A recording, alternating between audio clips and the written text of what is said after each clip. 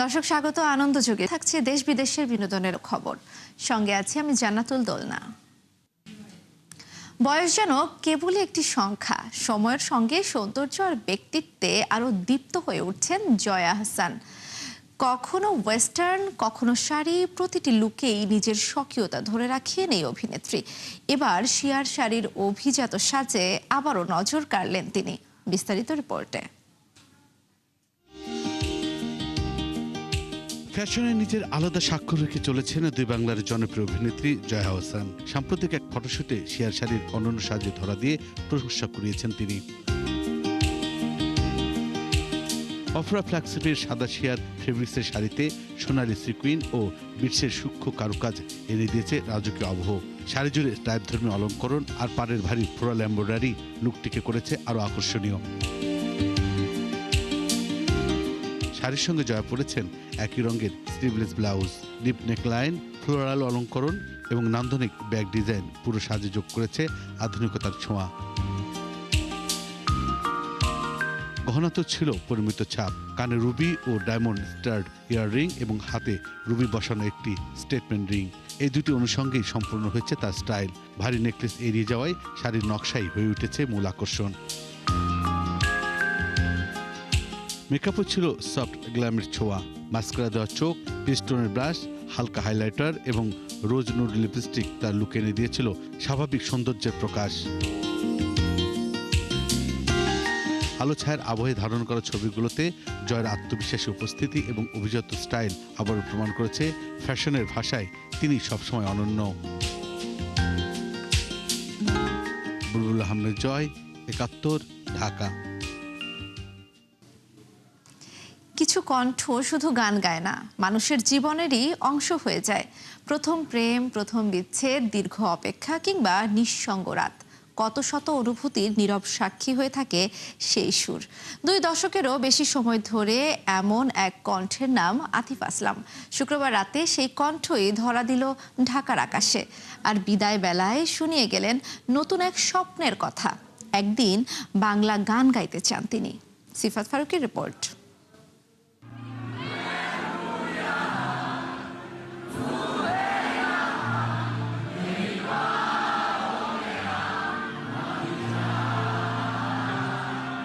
প্রেম আর নস্টালজিয়ার মায়াবী কণ্ঠ আতিফ আসলাম, যে কণ্ঠের সাথে জড়িয়ে আছে কারো প্রথম ভালোবাসার স্মৃতি, কারো ভাঙা হৃদয়ের দীর্ঘশ্বাস, কারো জীবনের সবচেয়ে সুন্দর বিকেল কিংবা একাকী রাতের সঙ্গী।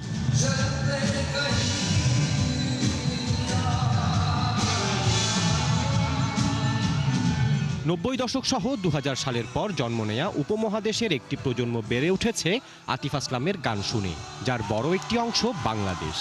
দেশের একটি প্রজন্মের প্রেম, বিচ্ছেদ, কাছে আসা, ভালোবাসা, আবেগের এক অনুভূতির নাম আতিফ আসলাম।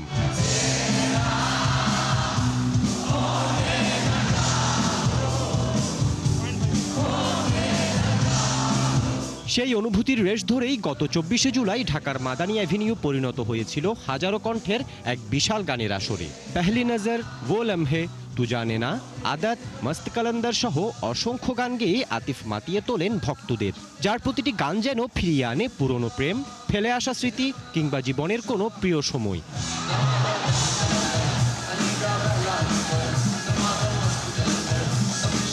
আতিফের অধিকাংশ গানই হিন্দি কিংবা উর্দু ভাষায়, যে গানগুলোর অসংখ্য ভক্ত বাংলাদেশেও রয়েছে। তবে দেশি ভক্তরা তো চাইতেই পারেন আতিফের মুখে প্রিয় বাংলা ভাষায় গান শুনতে। হিন্দি উর্দুর মতো বাংলাতেও কি গাইবেন আতিফ?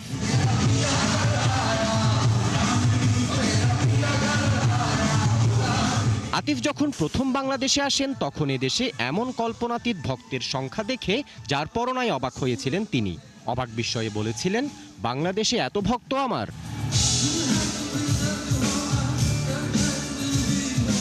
তাই বাংলা গান গাওয়া নিয়ে নিজেই দিলেন উত্তর। আমার গানের শ্রোতার বড় একটি অংশ বাংলাদেশে, তাই এদেশের মানুষের প্রতি আমি সবসময়ই বিশেষভাবে কৃতজ্ঞ। বাংলাদেশকে ও এদেশের মানুষকে ভালোবাসি, তাই এ ভাষায় গান গাওয়ার ইচ্ছে আছে আমার। তবে ভাষার উচ্চারণ পুরোপুরি আয়ত্ত না করে বাংলা গান গাইতে চাই না, কারণ বাংলা ভাষার অসম্মান আমি কোনোভাবেই করতে চাই না। অন্য একটি দেশের ভাষার প্রতি আতিফের এমন সম্মান সত্যিই প্রশংসনীয়।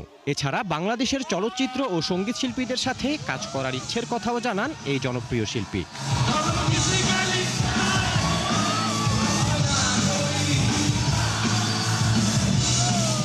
কনসার্ট শেষ হলেও আতিফ দিয়ে গেলেন নতুন এক প্রতিশ্রুতির প্রথম সুর। শেষ করতালিতে বিদায় নেন আতিফ। আলো নিভে যায়, মঞ্চ ফাঁকা হয়, কিন্তু ভক্তদের হৃদয়ে থেকে যায় একটি রাত, কিছু অমলিন স্মৃতি আর একটি অপূর্ণ অপেক্ষা।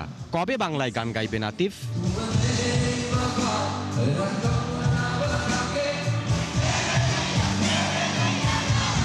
হয়তো খুব দূরের কোনো দিনে এই বাংলাতেই, বাংলা ভাষায় নতুন কোনো সুরে বাংলা গানে বাংলাদেশ মাতাবেন আতিফ আসলাম।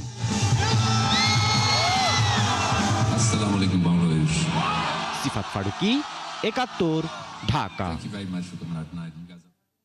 ফ্রিডম ফিয়েস্তা শীর্ষক এক অনুষ্ঠানের মাধ্যমে সম্প্রতি রাজধানীর আলোকি কনভেনশন সেন্টারে এসিআই হাইজিন প্রোডাক্টস বিজনেস এর ফিমেল হাইজিন ব্যান্ড ফ্রিডম আয়োজিত ক্যাম্পেইনে বিজয়ীদের হাতে পুরস্কার তুলে দেওয়া হয়েছে।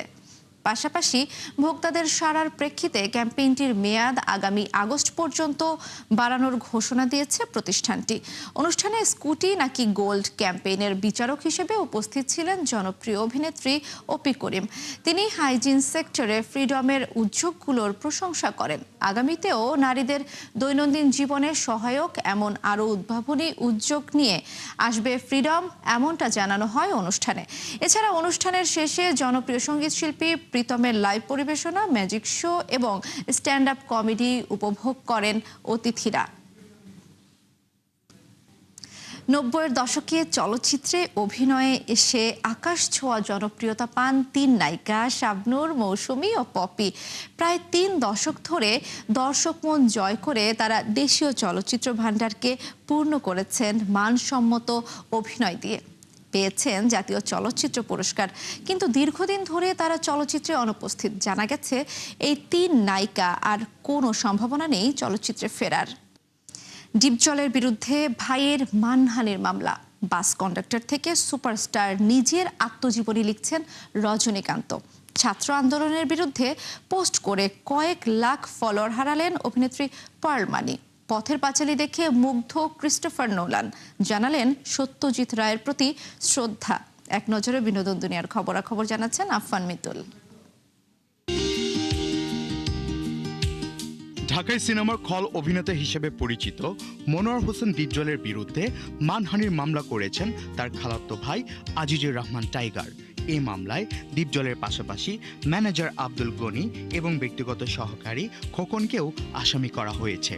রবিবার ঢাকার মেট্রোপলিটন ম্যাজিস্ট্রেট হাসান শাহাদাতের আদালতে A1 ট্রেডিং বাংলাদেশের ব্যবস্থাপনা পরিচালক আজিজ বাদী হয়ে মামলাটি করেন। মামলার অভিযোগে বলা হয়, বাদী আজিজুর রহমান টাইগারের ব্যবসায়িক সুনাম ও পরিচিতিতে ঈর্ষান্বিত হয়ে ডিপজল বিভিন্নভাবে তার মানহানির চেষ্টা করে আসছেন। দীর্ঘ প্রায় ৫ দশকের অভিনয় জীবনে রজনীকান্ত নানা অধ্যায় নিয়ে তিনি নিজেই লিখছেন আত্মজীবনী। জানা গেছে বইটিতে তার শৈশব, পারিবারিক জীবন, বাস কন্ডাক্টর হিসেবে কর্মজীবন, চলচ্চিত্র প্রবেশ এবং তারকা খ্যাতির পেছনের নানা না বলা গল্প স্থান পাবে। রজনীকান্তের কন্যা জানিয়েছেন, বইটির কাজ এরই মধ্যে শুরু হয়েছে। সম্প্রতি বইটির প্রাকৃতিক পরিবেশে অবকাশ যাপনের সময়েও তিনি লেখালেখিতে ব্যস্ত সময় কাটিয়েছেন।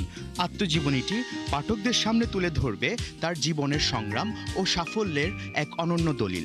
এদিকে এই আত্মজীবনী অবলম্বনে একটি জীবনভিত্তিক চলচ্চিত্র নির্মাণেরও সম্ভাবনা আলোচনায় এসেছে, যদিও এই বিষয়ে এখনও আনুষ্ঠানিক কোনো ঘোষণা দেওয়া হয়নি। ভারতে চলমান শিক্ষার্থীদের আন্দোলন নিয়ে সামাজিক যোগাযোগ মাধ্যমে দেয়া একটি পোস্টকে কেন্দ্র করে তীব্র সমালোচনার মুখে পড়েছেন মালায়ালম অভিনেত্রী, টেলিভিশন উপস্থাপক ও কন্টেন্ট ক্রিয়েটর পার্ল মানি। বিতর্কের জেরে মাত্র 2 দিনের ব্যবধানে ইনস্টাগ্রামে তার অনুসারী কমেছে 3 লাখেরও বেশি। একই সময়ে ফেসবুক ও ইউটিউবেও অনুসারী হারিয়েছেন তিনি। গেল 24 জুলাই শিক্ষার্থীদের আন্দোলন নিয়ে নিজের ইনস্টাগ্রাম অ্যাকাউন্টে একটি দীর্ঘ পোস্ট প্রকাশ করেন পার্ল। সে সময় তার অনুসারীর সংখ্যা ছিল প্রায় 27 লাখ। 26 জুলাই তা কমে দাঁড়ায় প্রায় 24 লাখে। হলিউডের অস্কারজয়ী নির্মাতা ক্রিস্টোফার নোলান আবারও ভারতীয় চলচ্চিত্রের প্রতি নিজের গভীর শ্রদ্ধার কথা প্রকাশ করেছেন। প্রশংসা করেছেন কিংবদন্তি বাঙালি চলচ্চিত্রকার সত্যজিৎ রায় এবং তার কালজয়ী সৃষ্টি অপু ট্রিলজির। সম্প্রতি নিউ ইয়র্কের বিখ্যাত ক্রাইটেরিয়ন ক্লোজেট পরিদর্শনের সময় নোলান নিজের সংগ্রহের জন্য সত্যজিৎ রায়ের অপু ট্রিলজি বেছে নেন। এ সময় তিনি বিশ্ব সিনেমায় সত্যজিৎ রায়ের অসামান্য অবদানের কথাও তুলে ধরেন। আফফান মিতুল, একাত্তর। বাংলাদেশের টেলিভিশন অঙ্গনের প্রখ্যাত ব্যক্তিত্ব, নির্মাতা ও সম্প্রচার সংগঠক মোস্তাফিজুর রহমান আর নেই। রবিবার তিনি চলে যান না ফেরার দেশে। মোস্তাফিজুর রহমান বাংলাদেশ টেলিভিশনের স্বর্ণালী সময়ের অন্যতম গুরুত্বপূর্ণ নির্মাতা ও প্রযোজক ছিলেন। কিছু আছে? আমি কিছু দেখতে পারবো না। কিচ্ছু নেই, অ্যাবসলিউটলি নাথিং। আপনাকে না কতবার বলেছি আমাকে তুমি করে বলবেন না। কিছু বলবে না কিভাবে? তার প্রযোজনায় নির্মিত হয়েছে বাংলা টেলিভিশনের কালজয়ী বহু নাটক। এর মধ্যে সকাল সন্ধ্যা, এইসব দিনরাত্রি এবং শঙ্খনীল কারাগার দর্শক মহলে আজও সমানভাবে সমাদৃত। তার সৃজনশীলতা, দূরদর্শিতা এবং নির্মাণশৈলী দেশের টেলিভিশন নাটকের বিকাশে গুরুত্বপূর্ণ ভূমিকা রেখেছে। দীর্ঘ কর্মজীবনে তিনি বাংলাদেশ টেলিভিশনের মহাপরিচালক হিসেবেও দায়িত্ব পালন করেন। পরবর্তীতে দেশের বেসরকারি টেলিভিশন শিল্পের বিকাশে অগ্রণী ভূমিকা রেখে বাংলাভিশন ও গাজী টিভি প্রতিষ্ঠায় গুরুত্বপূর্ণ অবদান রাখেন। তার হাত ধরেই আধুনিক সম্প্রচার ব্যবস্থাপনায় নতুন মাত্রা যোগ হয়। মুক্তির ১৪ বছর পরও জনপ্রিয়তা ধরে রেখেছে দক্ষিণ কোরিয়ার গায়ক সাইয়ের আলোচিত গান গ্যাংনাম স্টাইল। ইউটিউবে গানটির ভিডিও চিত্র ৬০০ কোটি বা ৬ বিলিয়ন ভিউ পার করেছে। কে-পপের কোনো ভিডিও হিসেবে এটি প্রথম এই মাইলফলক স্পর্শ করল। ২০১২ সালের জুলাইয়ে প্রকাশিত হয় গ্যাংনাম স্টাইল। শুক্রবার বিকেলে ভিডিওটি ৬০০ কোটি ভিউ পূর্ণ করে। ৪টি ভিন্ন স্বাদের cinema, horror, psychological thriller, animation আর 3D কনসার্ট ফিল্ম সব মিলিয়ে দর্শকদের জন্য ভিন্ন মাত্রার আয়োজন নিয়ে এসেছে স্টার সিনেপ্লেক্স। দেশীয় সিনেমা সংকটে নতুন করে দর্শক টানছে ভিনদেশি সিনেমাগুলো। নেটফ্লিক্সে মুক্তির পর থেকেই দর্শকদের মন জয় করে নিয়েছে অ্যানিমেশন সিনেমা সফট। টানা ১০ সপ্তাহ ধরে টপ চার্টের ১ নম্বরে রয়েছে ছবিটি। ১৪ কোটির বেশি ভিউ পাওয়া এই সিনেমার সাফল্যের পেছনে রয়েছে সহজ কিন্তু আবেগঘন গল্প, দারুণ ভিজুয়াল আর কল্পনার এক অনন্য জগৎ। প্রেমের সম্পর্ক ভাঙার পর প্রতিশোধ নিতে মানুষ কতটা ভয়ঙ্কর হয়ে উঠতে পারে, সেই প্রশ্নেরই উত্তর খুঁজেছেন নেটফ্লিক্সের নতুন তথ্যচিত্র আর টক্সিক লাভ স্টোরি। প্রেম, প্রতিশোধ, মিথ্যা অভিযোগ আর ক্ষমতার অপব্যবহারের এক বাস্তব ঘটনা তুলে ধরা হয়েছে এতে। শুরুতে সবাই যাকে অপরাধী ভেবেছিল, তদন্তের শেষ দিকে সামনে আসে সম্পূর্ণ ভিন্ন এক সত্য। দর্শক দেখছিলেন আনন্দযোগ। চোখ রাখুন আনন্দযোগের ফেসবুক পেজে এবং সাবস্ক্রাইব করুন আনন্দযোগের ইউটিউব চ্যানেল। থাকুন ৭১-এর সঙ্গেই।